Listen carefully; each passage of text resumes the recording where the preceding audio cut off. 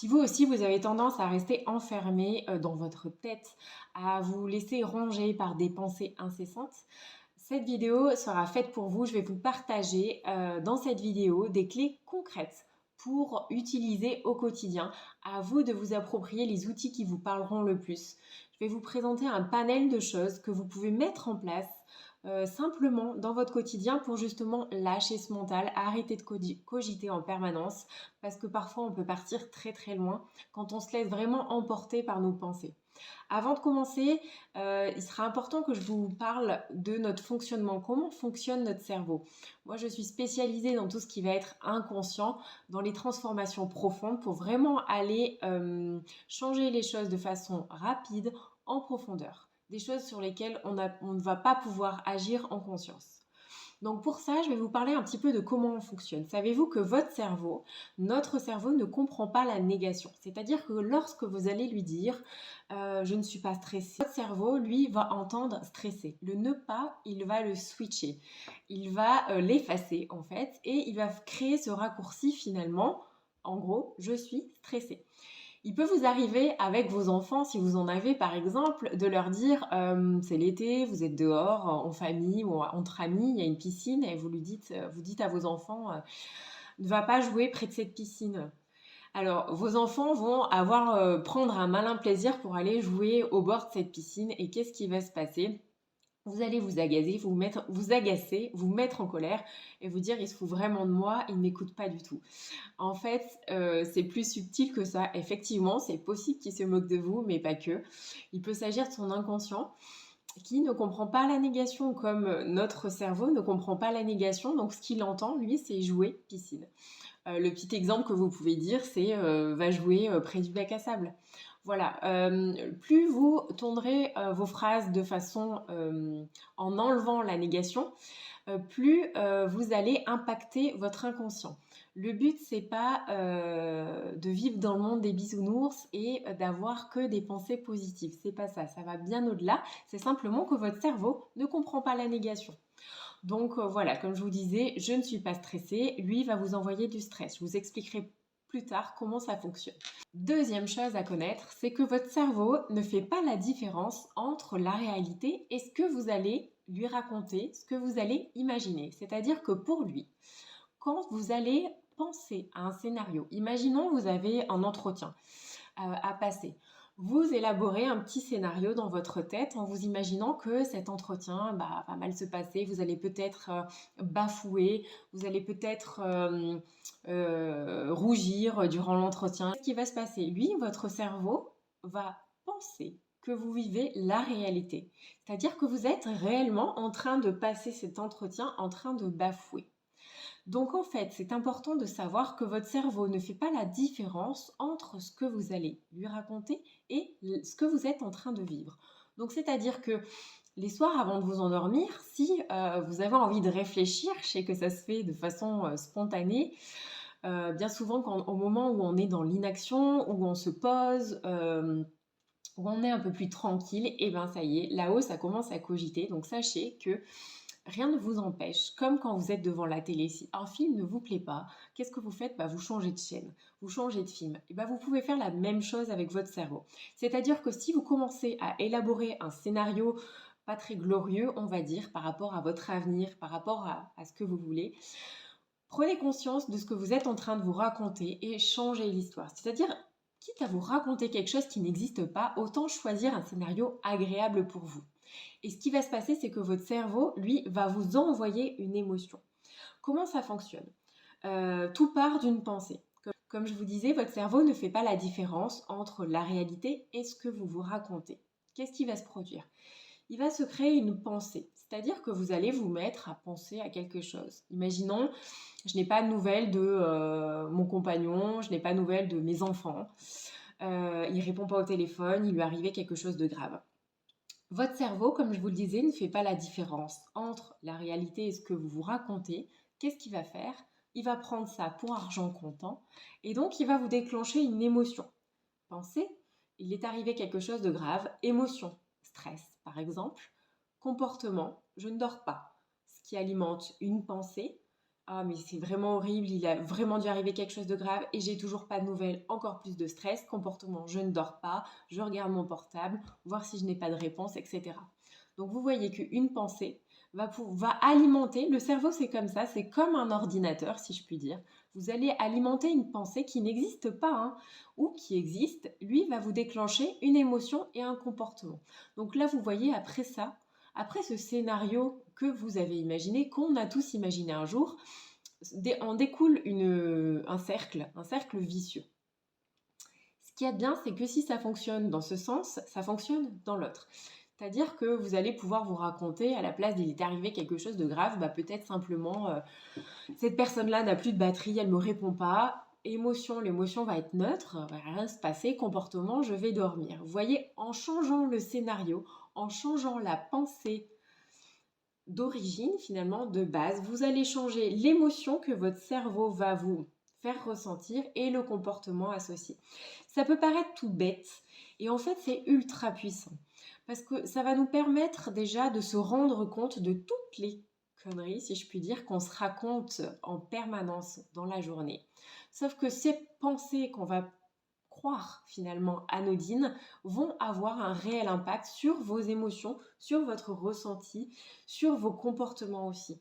C'est pour ça qu'il est primordial d'avoir conscience de ce schéma-là de fonctionnement. Une pensée engendre une émotion, engendre un comportement. Le cerveau ne fait pas la différence entre la réalité, ce que vous lui racontez. Vous êtes devant la télé, vous en avez marre de regarder ce même film, vous changez de chaîne. Vous faites la même chose avec votre cerveau. Vous allez lui raconter une autre histoire. En lui racontant autre chose, lui-même va déclencher une émotion, une sensation et un comportement associé derrière. Et vous allez voir qu'en ayant conscience de ça déjà, vous allez pouvoir redevenir le chef d'orchestre, la chef d'orchestre de vos pensées. C'est-à-dire que vous allez prendre le lead sur ce qui va se passer dans votre tête. Et déjà, en prenant ce lead-là, en prenant cette conscience-là, ça va stopper ce flux de pensée. De pouvoir mettre en fait de la distance par rapport à vous, par rapport à vos pensées, de façon à avoir votre espace de liberté. Ok ? Venons-en maintenant aux techniques pour stopper ces pensées. Alors, sachez que ces techniques sont extrêmement simples. Qui dit extrêmement simple, dit extrêmement fragile. C'est-à-dire que c'est tellement simple que finalement on va se dire « ouais, bof, c'est que ça, finalement, je suis pas sûre que ça a un réel impact. » Faux, totalement faux. Justement, ces techniques, elles sont tellement faciles à mettre en place que du coup, on a tendance à se dire que c'est inutile et qu'au final, bon, bah, si je le fais pas, c'est pas très grave et c'est totalement faux. Je vais vous partager là, dans la vidéo qui suit, différentes techniques. Il ne s'agit pas de toutes les mettre en place. Il s'agit de trouver là où les techniques les meilleures pour vous. Parce que nous n'avons pas tous la même façon de percevoir les choses, la même réceptivité face aux choses. Et de ce fait, c'est important que vous vous appropriez votre propre technique. Donc, je vais vous partager différentes façons de faire pour stopper ces pensées. Je vous invite à vous questionner par curiosité, quelles sont les pensées qui vous traversent chaque jour? Certaines sont donc agréables, d'autres peut-être un peu moins agréables. Est-ce que vos schémas s'articulent autour de scénarios catastrophes? Scénario catastrophe, un scénario qu'on imagine dans le futur qui n'existe pas. Si vous avez tendance à imaginer dans le futur, à penser au futur, plus des choses désagréables, ça va vous créer ce qu'on appelle de l'anxiété. Si au contraire, vous avez tendance à ruminer le passé, oh, c'est vrai que j'ai vécu ça, oh, c'est vrai qu'il s'est passé ça, j'aurais pu faire autrement, etc.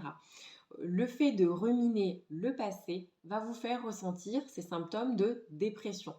On pense au futur, scénario catastrophe, anxiété. Le passé, ruminer son passé, dépression. Première clé, je change de scénario. Ça veut dire quoi? Comme je vous l'expliquais tout à l'heure, votre inconscient ne fait pas la différence entre la réalité et ce que vous vous racontez. Donc, comme je vous expliquais, vous n'avez pas de nouvelles d'un proche, par exemple, vous imaginez le scénario catastrophe. Il a eu un accident, il lui est arrivé quelque chose de grave. Qu'est-ce qui se passe? Votre cerveau déclenche une émotion qui va, cette émotion, déclencher un comportement. Émotion, stress, comportement, je ne dors pas. Première clé, je me raconte une autre histoire. J'imagine autre chose. De toute façon, la situation, vous n'avez pas la main mise dessus. Vous ne savez pas ce qui est en train de se passer. Quel est l'intérêt pour vous d'imaginer un scénario catastrophe, d'imaginer le pire?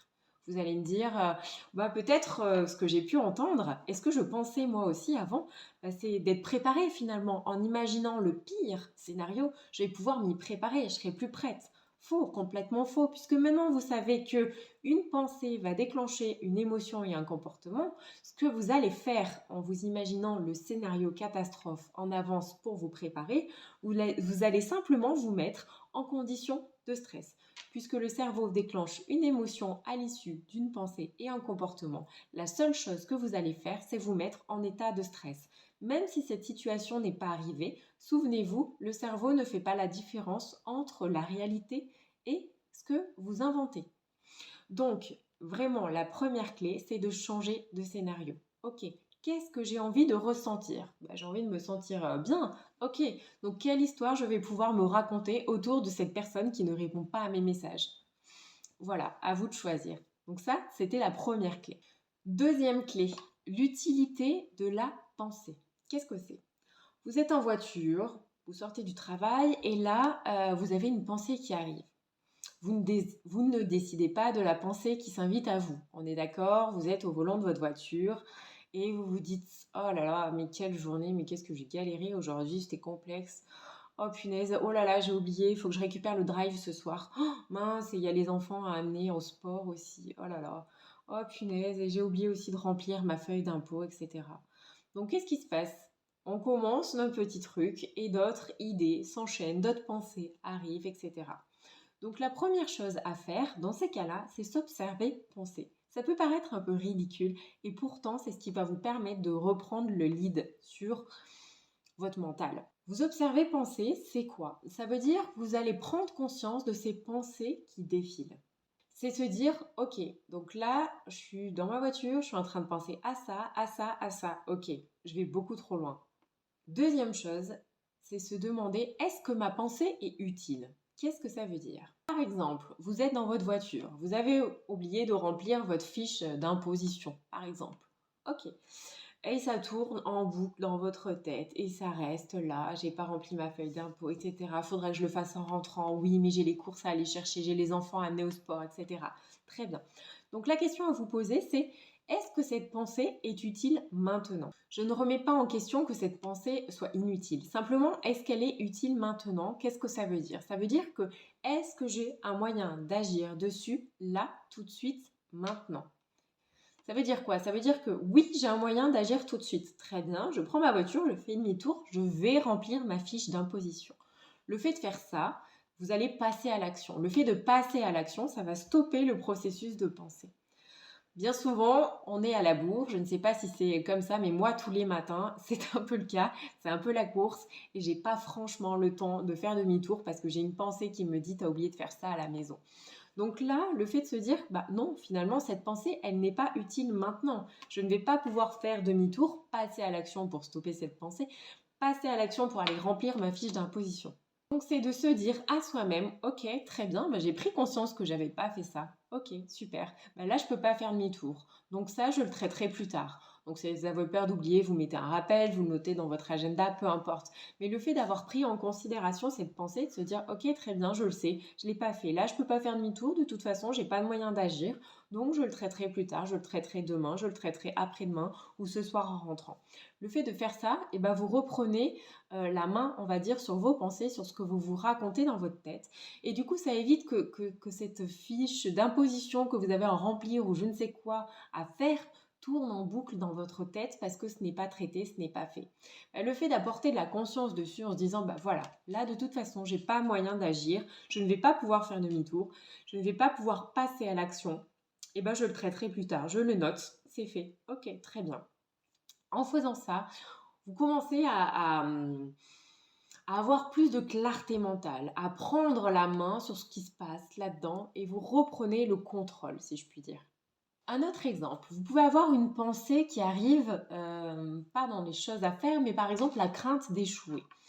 Je dis, bah, comme je prenais l'exemple de l'entretien tout à l'heure, vous passez un entretien et vous avez cette crainte d'échouer. Donc là, ce qui est intéressant de faire dans l'utilité de la pensée, c'est de se dire, est-ce que cette pensée est utile? C'est-à-dire, qu'est-ce que je me raconte autour de cette crainte d'échouer? Est-ce que je me dis, oh là là, mais c'est trop dur, je vais pas y arriver, ça va être difficile, en plus, ça fait longtemps que je n'ai pas passé d'entretien, ça va être complexe, etc. Se dire ça, vous pouvez vous dire que cette pensée, elle est complètement inutile puisqu'elle vous immobilise, elle vous paralyse et en plus, elle vous envoie des émotions désagréables pour vous qui vont vous limiter dans l'action. Ou alors, cette pensée peut être utile si elle est racontée autrement. C'est-à-dire qu'effectivement, vous avez la crainte d'échouer par rapport à cet entretien. Sauf qu'elle peut s'avérer utile. Si vous vous dites, ok, très bien, je crains d'échouer. Ok, qu'est-ce que je vais pouvoir mettre en place pour mettre toutes les chances de mon côté pour cet entretien? Ok, ben je vais pouvoir aller m'intéresser à aller visiter telle ou l'entreprise en amont. Je vais pouvoir me rapprocher de telle personne.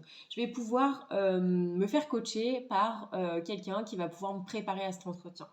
Donc, vous voyez, là, vous avez toujours cette pensée, la crainte d'échouer, mais vous ne vous racontez pas la même histoire autour de ça.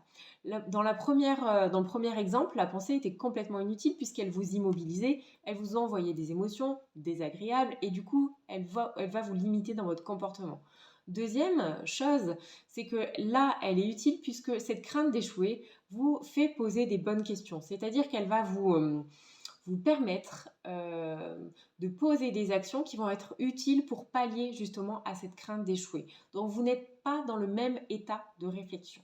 Voilà, cette deuxième clé, c'était vraiment l'utilité de la pensée. Je me pose la question, est-ce que cette pensée est utile ou inutile? Est-ce qu'elle m'immobilise ou est-ce qu'elle me fait avancer? Est-ce que je peux passer à l'action ou est-ce que je remets ça à plus tard? Troisième clé, je remplace ma pensée. Qu'est-ce que ça veut dire? Je vais vous parler d'un mot qui s'appelle le processus d'élagage synaptique. Qu'est-ce que c'est que ça, ce mot un peu bizarre? C'est un processus issu des neurosciences et donc c'est la capacité de votre cerveau, de notre cerveau, à trier les informations qu'il va recevoir.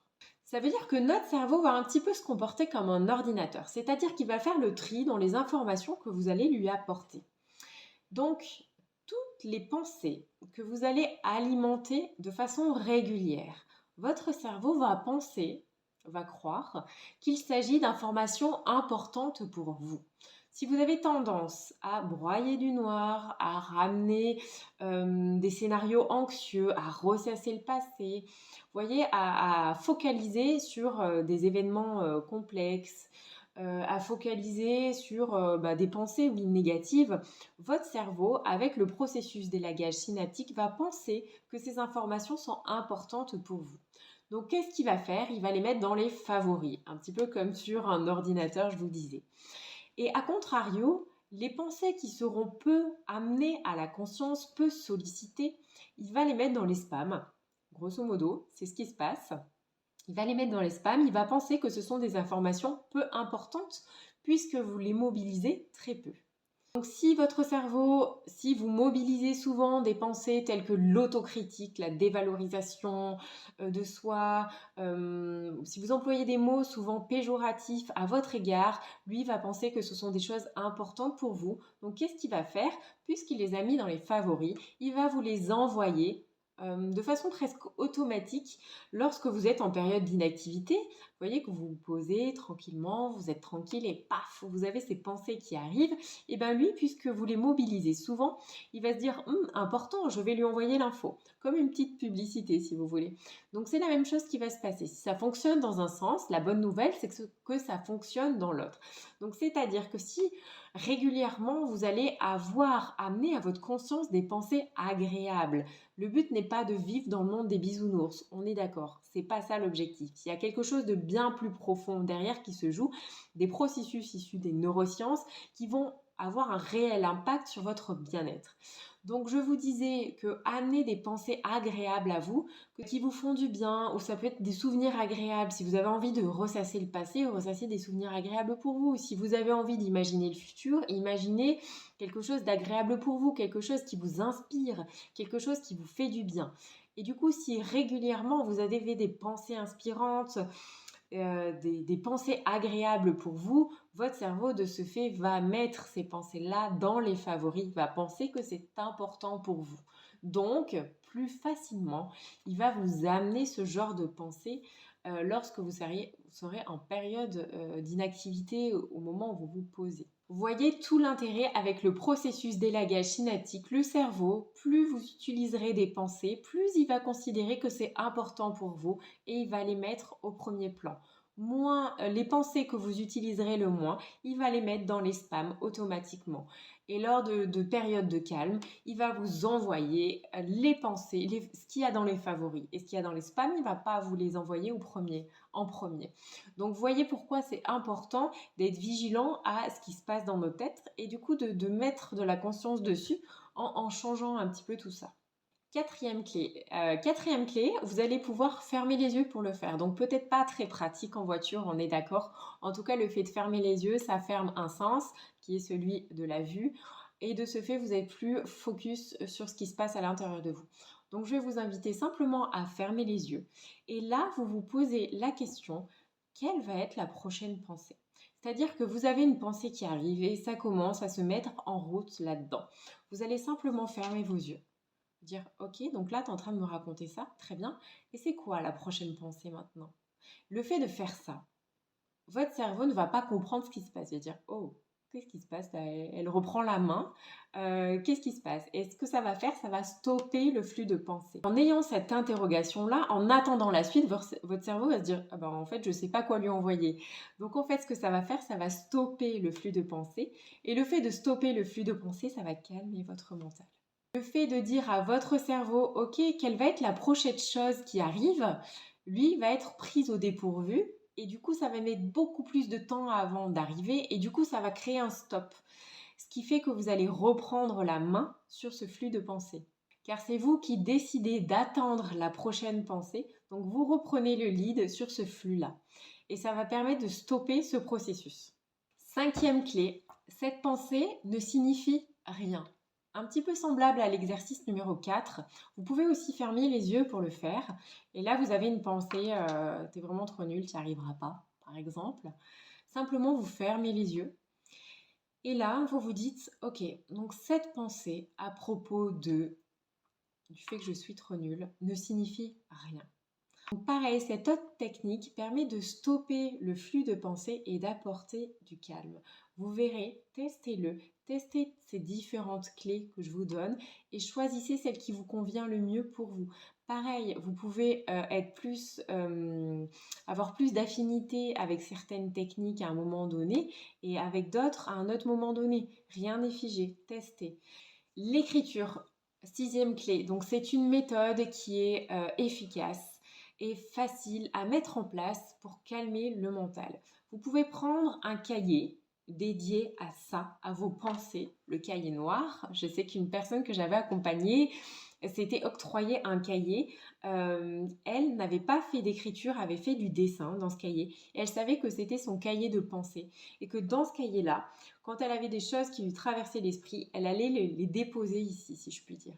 Donc en fait, l'écriture ou alors le dessin, si vous êtes plus à l'aise et si ça vous parle davantage, c'est un moyen très puissant de calmer le mental. Pourquoi? Ça va permettre de clarifier les pensées, c'est-à-dire que vous allez pouvoir, ça va vous forcer à poser vos pensées à l'écrit et du coup de visuellement voir un petit peu ce qui se passe, que vous racontez dans votre tête et de ce fait de structurer davantage vos pensées et vos idées. Deuxième chose, ça va être un moyen de libération émotionnelle. Ça veut dire que le fait d'extérioriser, de poser sur papier ce qui se passe dans votre tête, donc ce que vous pouvez aussi ressentir, va être un moyen de laisser de l'espace intérieur à ok, je me suis déchargée de quelque chose, je le déposer. Donc la deuxième utilité de l'écriture après le fait de clarifier les pensées, ça va être la libération émotionnelle. Il s'ensuit aussi une désactivation des pensées négatives. Ça veut dire que l'acte d'écrire des pensées négatives, parce que bien souvent les autres, elles nous embêtent pas trop, c'est plus celles qui sont désagréables pour nous qui vont nous puiser de l'énergie, ça va permettre de réduire leur pouvoir. C'est-à-dire qu'en les externalisant, de la même façon que vous pouvez le faire lorsque vous allez vous libérer émotionnellement, en externalisant ces pensées, ces mots que vous allez écrire sur le papier, elles vont perdre leur emprise sur votre esprit et on va pouvoir les analyser de manière plus objective. C'est aussi un mécanisme en fait que le cerveau comprend, le fait de visualiser, parce que ce qui a pu se passer là-dedans, le fait de le visualiser sur papier, ça va permettre de mettre de la distance. Comment est-ce que vous pouvez faire? Simplement, vous prenez de quoi écrire, un carnet, une feuille, ce que vous voulez, et vous installez dans un endroit calme et vous notez, sans filtre, tout ce qui se passe dans votre tête, tout ce qui traverse votre esprit. Vous notez, vous écrivez. Ensuite, pour chaque phrase ou chaque mot, vous allez vous demander est-ce que cette pensée est utile ou est-ce que cette pensée est inutile. Comme je vous l'expliquais tout à l'heure, les pensées inutiles, ce sont celles qui vont vous immobiliser. Les pensées utiles sont celles qui vont vous faire avancer, qui vont vous faire grandir, qui vont vous permettre soit de passer à l'action ou de vous améliorer. Se demander donc si cette pensée est utile ou inutile. Vous voyez un petit peu, c'est les mêmes questions que vous pouvez vous poser par exemple lorsque vous tombez. Vous imaginez, vous tombez au fond d'un trou. Vous avez deux choix de questionnement. Soit vous vous demandez comme c'est horrible, mais comment j'ai fait pour tomber dans ce trou, mais c'est une horreur, mais j'ai pas de chance, mais quelle horreur, mais je vais mourir ici, je vais jamais sortir, etc. Soit vous pouvez avoir un autre type de pensée. Donc vous avez compris que les premières, elles sont un peu inutiles. C'est pas ce qui va vous faire sortir du trou de vous demander mais pourquoi j'ai fait ça et qu'est-ce qui m'arrive et pourquoi ça m'arrive à moi et je vais mourir si je reste dans ce trou. Ou la deuxième solution, c'est d'avoir des pensées constructives, des pensées utiles et c'est de se demander ok très bien. Donc là je suis tombée dans ce trou. Comment j'ai fait pour tomber dans ce trou? Comment je vais faire pour ne pas renouveler l'opération? Comment je vais faire pour sortir de ce trou? Qu'est-ce que je vais mettre en place pour pouvoir dépasser ça? Vous voyez, vous avez deux types de pensées. Là, c'est la même chose. Tout ce qui va pouvoir sortir à l'écrit, vous allez vous demander si ces informations, si ces pensées sont utiles ou inutiles. Est-ce qu'elles vont me faire sortir du trou ou est-ce qu'au contraire vont m'être complètement inutiles, c'est-à-dire qu'elles ne vont pas me permettre d'avancer? Et septième clé que je vais vous partager, c'est l'état de flow. Qu'est-ce que c'est que l'état de flow? L'état de flow, c'est une expérience mentale dans laquelle une personne est complètement absorbée par son activité, au point de perdre la notion du temps et de tout ce qui l'entoure. Vous voyez, alors moi par exemple, mon état de flow, c'est quand je fais de la peinture. Et du coup, quand je peins, je peux passer des heures sans me rendre compte que j'y ai passé des heures. Et on a l'impression d'être là depuis 5 minutes alors que ça fait 3 heures qu'on y est. L'état de flow, c'est vraiment cet état-là où en fait vous avez l'impression que le temps il s'est arrêté, que c'est passé super vite et vous ne vous en êtes pas rendu compte. Faites en sorte de les reproduire régulièrement parce que vous allez être complètement focalisé sur ce que vous faites. C'est-à-dire que vous n'allez pas être dans le passé ou dans le futur, c'est-à-dire dans l'anxiété ou dans la dépression. Vous allez être simplement dans l'instant présent. Et le fait d'être focalisé dans l'instant présent, ça fait du bien au cerveau. Ça stoppe le flux de pensée. Vous êtes juste dans l'action de ce que vous faites là au moment venu. Et de ce fait, les choses vont se dérouler sans effort. Donc en mettant en place ces états de flow, en provoquant ces états de flow, lorsque vous repérez des activités qui vous créent cet état-là, favorisez ces moments-là. Ce sont des activités qui vont vous engager profondément. Donc elles vont être ultra stimulantes pour vous. Alors il y a tout un tas d'activités, si je puis dire, ça peut être des activités créatives comme la peinture, le dessin, la sculpture, l'écriture, la musique, peu importe. Le tout, c'est de trouver votre activité. D'autres personnes, ça va pouvoir être le sport, les activités physiques. D'autres, des activités telles que les échecs, les puzzles, les cartes, les jeux de société. Ou encore d'autres, des apprentissages, des études. C'est-à-dire que le fait d'apprendre de nouvelles compétences, se former, lire des livres. Par exemple, je sais que quand je me suis formée coaching intuitif, les cartes, c'est pour moi quelque chose qui me crée un état de flow. C'est-à-dire que quand je suis avec mes cartes, mon tarot, que je fais aux personnes ou que je fais à moi-même, j'ai l'impression d'être vraiment là et d'être focalisée sur le moment et il n'y a rien qui compte et je pourrais faire ça pendant des heures tellement que j'aime ces lectures de cartes, etc. Donc vous voyez, c'est vraiment de trouver vous, vos outils à vous qui vous créent cet état-là. Et je suis sûre qu'il y en a. Et ça peut aussi être dans votre activité professionnelle, une activité dans laquelle vous vous sentez bien, vous vous épanouissez, vous ne voyez pas le temps passer. Ce sont des choses simples, simples mais efficaces. Et qui ne vont pas se mettre en place du jour au lendemain. Il faut que vous ayez cette conscience-là. Vous savez, c'est un petit peu comme quand vous allez en Angleterre. Ils ne conduisent pas du même côté que nous qu'en France, on est d'accord. Donc avant de traverser la route, vous n'allez pas regarder du bon côté. Votre cerveau va être habitué à regarder toujours du même côté comme avant de traverser en France. Et bien là, c'est la même chose. C'est une façon que vous allez de rééduquer votre cerveau. Vous allez le réhabituer à fonctionner autrement. Et ça ne se fait pas du jour au lendemain, ça se fait par répétition. Le but, c'est vraiment de tester ce qui vous correspond le plus, de façon à vous approprier ces techniques-là, ces outils-là. Une fois que vous avez trouvé les techniques qui vous correspondent, votre cerveau automatiquement va s'en servir en fait pour vous faire du bien. Parce que quand même, quelque chose d'important, c'est que le cerveau va toujours choisir ce qui a le mieux pour vous. Donc, si vous allez lui apporter quelque chose de mieux pour vous, de plus agréable, il va se choisir cette option-là. Donc, plus vous allez tester, plus vous allez appliquer, plus votre cerveau après automatiquement va s'approprier ces clés-là, ces outils-là. Donc n'hésitez pas à vous abonner à ma chaîne si vous voulez d'autres outils, d'autres techniques pour prendre soin de vous, pour vous reconnecter à vous, pour être au plus près de vous en fait et pour être tout simplement heureuse.